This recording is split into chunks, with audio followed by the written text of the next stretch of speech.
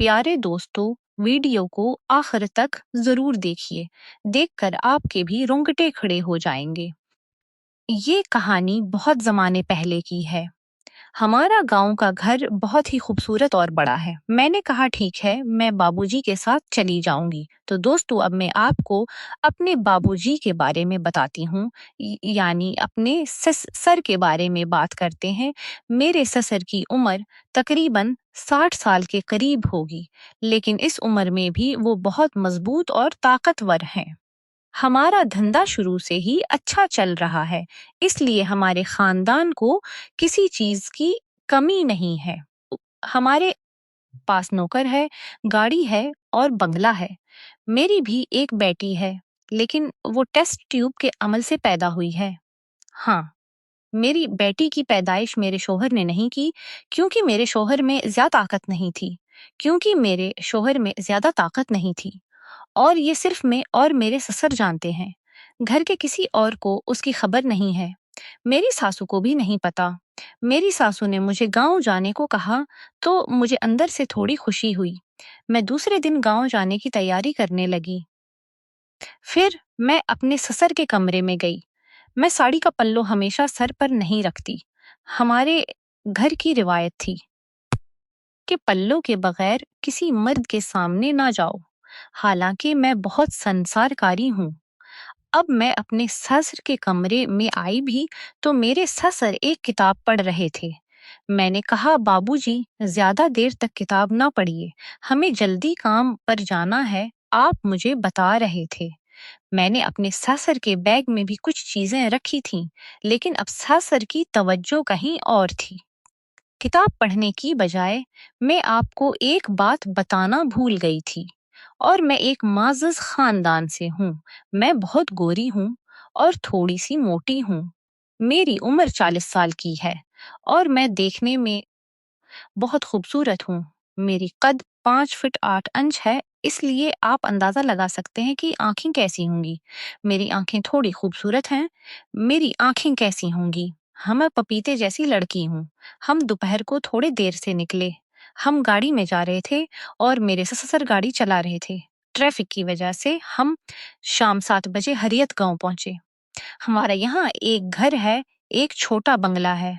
वो एक छोटी सी पहाड़ी पर वाक़ई है, लेकिन गाड़ी वहाँ नहीं जा सकती।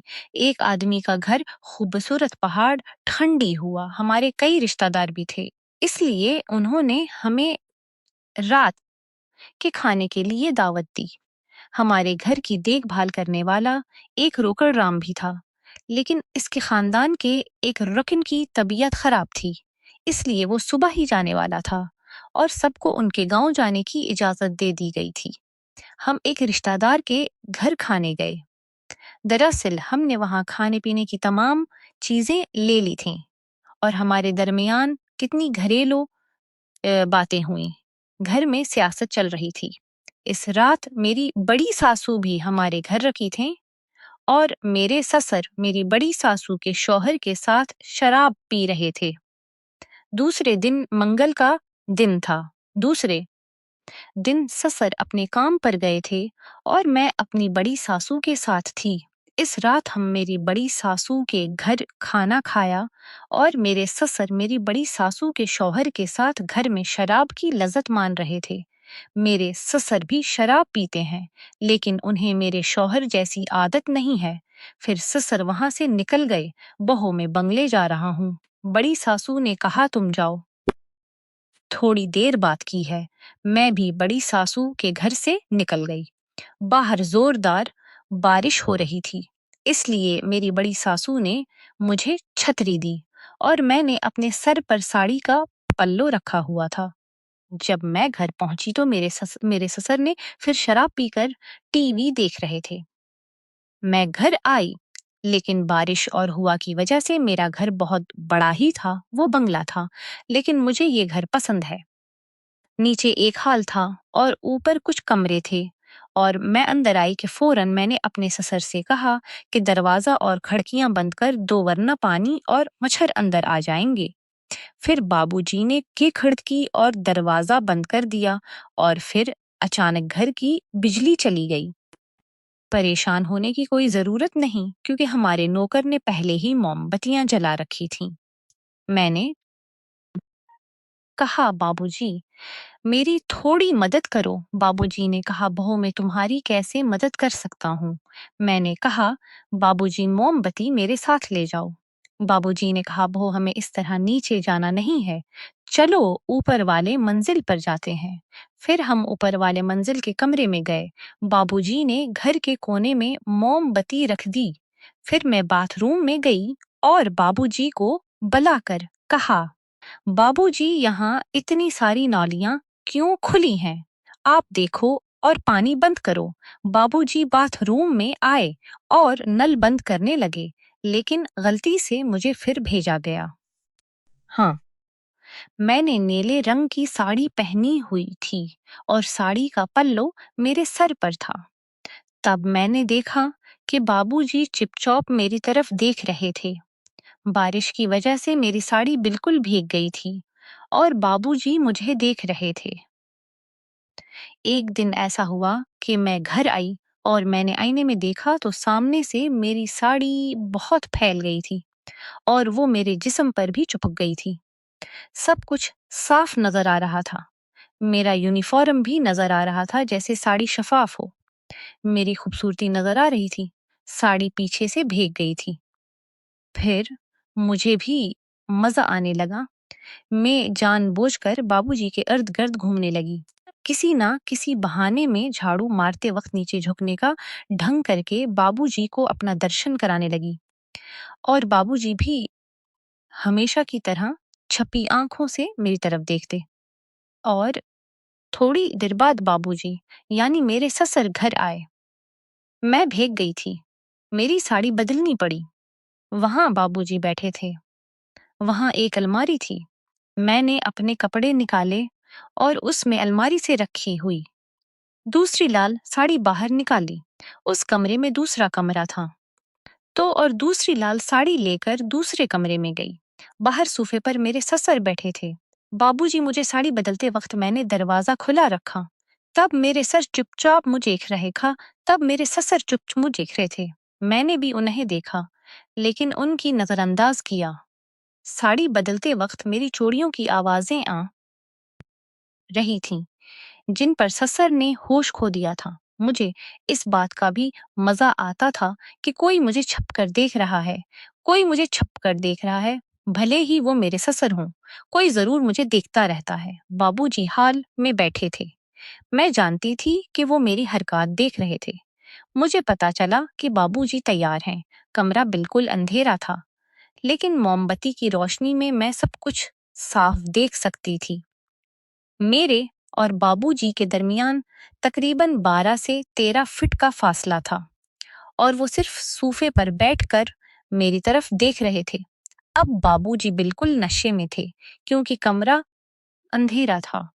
आखिरकार बाबूजी मेरी तरफ थोड़ा मुड़े।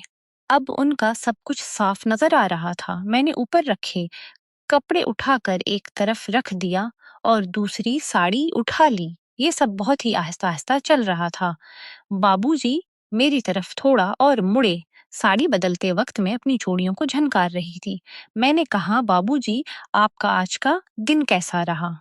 आज तो बहुत मसरूफ था। आज का दिन बहुत अच्छा था, लेकिन मैं थका नहीं हूँ। इस गांव की हवा बहुत अच्छी है। अब मैंने अपनी साड़ी पहन ली थी और फिर दूसरे कपड़े भी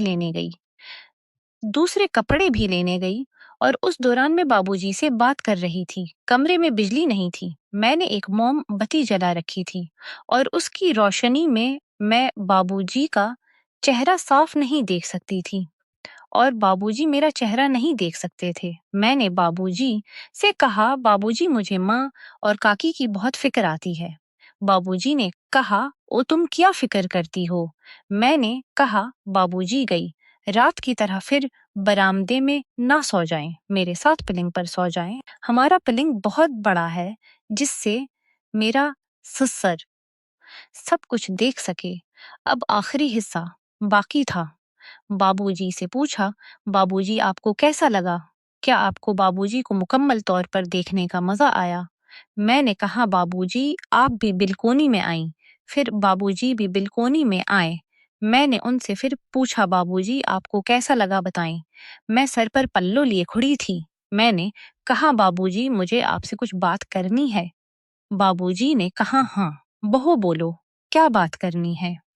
मैंने कहा, बाबूजी याद है जब भी आपके दोस्त या मेरे शौहर के दोस्त आए हैं, तब मैं आपसे उनके लिए चाय लाने को कहती हूँ। बाबूजी ने कहा, हाँ बाबूजी आपके दोस्त और मेरे शौहर के दोस्त मुझे उनसे अलग तरीके से देखते हैं, लेकिन उसमें कोई एतराज नहीं है। बाबूजी ने कहा, बहुत तुम्हें ऐसा सोचने का कोई हक नहीं है। बाबूजी ये मामला सिर्फ हमारे दरमियान रहना चाहिए, और मैं जानती हूँ कि आप भी मुझे किस तरह देखते हैं, लेकिन कोई एतराज नहीं, मुझे आपका रुख पसंद है। बाबूजी थोड़ी देर रुक गए और फिर बोले, बहू तुम खुश तो हो ना। मैंने कहा, बाबूजी अब असल बात पर आते हैं। बाबूजी ने कहा, हाँ बहू क्या बात है, खोजुज को नहीं। मैंने कहा, बाबूजी आपको लगता है कि मैं बहुत खुश हूँ। मैं आपको और हमेशा आपको खुश देखना चाहती हूँ। मैंने कहा, लेकिन बाबूजी मैं खुश नहीं हूँ। बाबूजी ने कहा, बहू मैं तुम्हें खुश रखने के लिए क्या कर सकता हूँ। हाँ मैं खुश हूँ क्योंकि हम अमीर हैं, हमारे पास सब कुछ है, गाड़ी है, बंगला है, पैसे हैं। बाबूजी ने बेटे से ज्यादा कहा, लेकिन हचकचाहट न करो। मैंने कहा, आपका बेटा बाबूजी का बेटा मुझे बताता है कि मेरे बेटे का क्या मसला है। मैंने कहा, बाबूजी आप सोचते हैं कि हर शख्स सिर्फ एक गाड़ी और बंगला होने की वजह से खुश नहीं है, सच्चा सिख शौहर के साथ है। बाबूजी ने कहा, बहू कहो, वो मेरे साथ कुछ नहीं करता। हाँ बाबूजी, मैंने कहा है, मैं जानती हूँ कि आप अपनी बीवी यानी सासू के साथ कुछ भी नहीं कर सकते। कई सालों से आपको कोई खुशी नहीं मिली ना, तो आपकी बीवी की तरफ से और ना ही किसी दूसरी औरत की तरफ से। बाबूजी खामोशी से सुन रहे थे। मैंने कहा, मुझे पता है कि आप मुझे इस तरह कब देखते हैं। मुझे पता चलता है कि आज जब मैं आपके कमरे में आई हूँ तो आप मुझे देख रहे थे जब मैं एक किताब पढ़ रही थी। तब बाबू जी थोड़े घबरा गए और मेरे पीछे आए और मेरा सर मारने लगे और आहिस्ता आहिस्ता मेरे पेट से छाती तक आकर उन्होंने सीधा आगे का हिस्सा पकड़ लिया। और अभी भी बिल्कुनी में सामने कुछ नहीं था, चारों तरफ खाली खेत और अंधेरा था। इसलिए बाबू जी ने कहा, बहू बहुत खूबसूरत है। तुम कुछ बोलो। तब बाबू जी ने कहा, बहुत, तुम तो बहुत अच्छी हो, तुम मेरी सबसे प्यारी बहू हो। मैंने कहा, अरे। अब बाबूजी अपने ऊपर काबू ना रख सके और मुझे पकड़कर कमरे के अंदर ले गए। तब बाबूजी ने कहा, हो तुम बिल्कुल उनुखे हो। मैंने कहा, ठीक है बाबू जी, मुझे ऐसा ही लगता है। इसके बाद क्या हुआ ये जानने के लिए पार्ट 2 का इंतजार कीजिए और दूसरी किस्त देखने के लिए चैनल को सब्सक्राइब कर लीजिए।